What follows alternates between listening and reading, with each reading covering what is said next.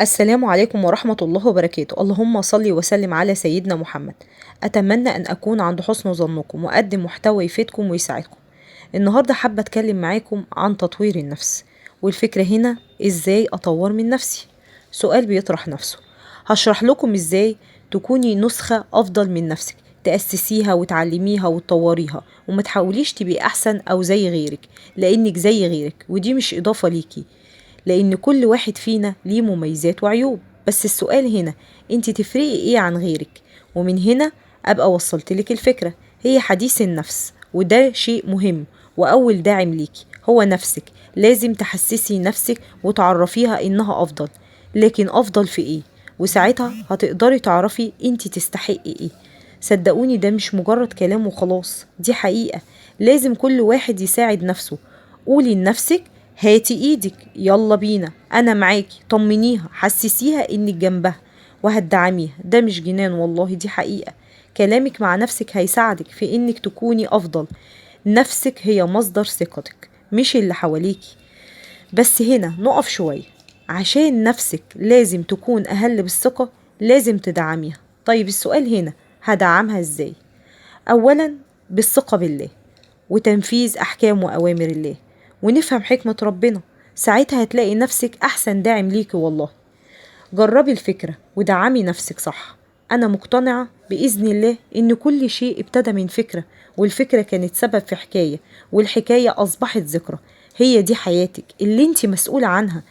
فكرتي مرة تسألي نفسك هل أنا ساعدتك ودعمتك؟ ساعتها هتعرفي إن فكرك هو اللي هيساعدك تفيدي نفسك وتفيدي اللي جاي بعدك. مفيش وقت عشان نأجل، لازم نبدأ. أرجوكم، أنا بحاول أساعدكم، وأكيد منكم كتير كان ضال لطريق، فلازم نساعد بعض. محدش كامل، لكن ربنا جعل كل شيء حواليكي سبب يدعمك.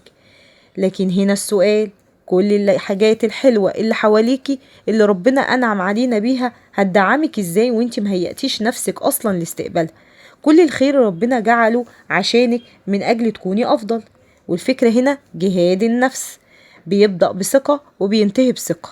طب ازاي؟ هقولك. اعتبري نفسك دي هي ابنك أو بنتك، بتأسسيه على كل حاجة كويسة، وبتكون في البداية الثقة بالله والتواكل عليه، وبتعلميه الصلاة والاهتمام بصحته، وبتعلميه اللي ربنا أمر بيه وتساعديه يطبقها، وتظهر حكمة ربنا. وسبب وجودك هيوضح أكتر، وتقدري تحددي دورك في الحياة. ومن هنا الثقة بالله تكتمل. بدأت بالثقة بالله، واللي جعلتنا في الآخر بنثق في إيه؟ في أنفسنا. اعرفي نفسك وعرفيني إيه اللي موقفك في التعليقات، وأنا هساعدك. وصدقيني لما تعرفي إيه اللي موقفك مش هتقفي تاني، ولا هتدي لحد الفرصة إنه يوقفك، حتى لو كانت نفسك، لأنك ساعتها هتكوني أقوى وأفضل، وتوصلي للي تستحقيه. معكم دائما في رحلة من الفكر النافع والذكرى الصادقة. ما تنساش شعار القناة، خد مني فكرة ونفذها بكرة. ولو استفدتوا من الفيديو اعملوا لايك واشتركوا في القناة وفعلوا زر الجرس علشان يوصلكم كل جديد. أشوفكم بإذن الله في فيديو جديد، والسلام عليكم ورحمة الله وبركاته.